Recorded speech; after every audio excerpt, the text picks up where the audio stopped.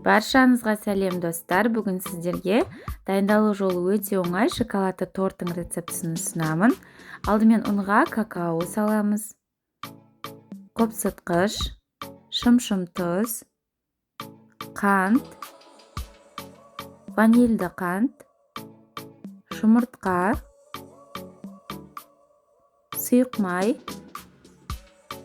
бөлме температурасында тұрған сары май. Соңынан сүтті құйып, жақсылап венчиктің немесе миксердің көмегімен араластырып аламыз.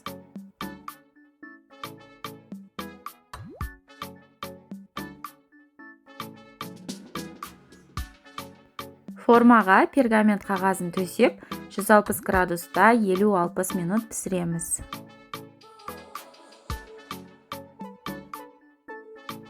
Піскендігін осылай ағаш таяқшамен тексеріп аламыз.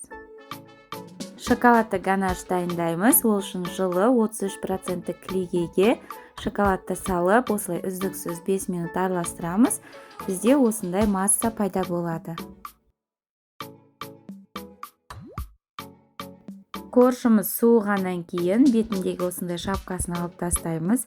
Оны крошка жасап, тортты әсемдеу үшін пайдалансаңыздар болады.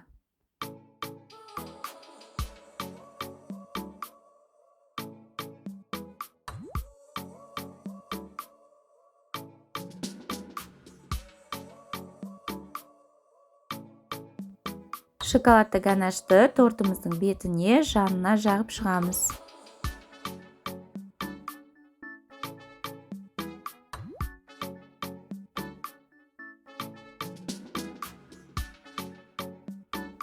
Тортымыздың бетін осылай тегістеп, өз қалауларыңыз бойынша әсемдесеңіздер болады. Мен жаңғақты үгітіп, бетіне сеуіп шықтым. Біздің тортымыз дайын.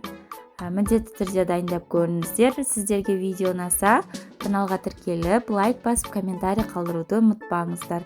Алдағы уақытта өте керемет рецепттер болады. Сіздермен бірге болған балзия ас болсын.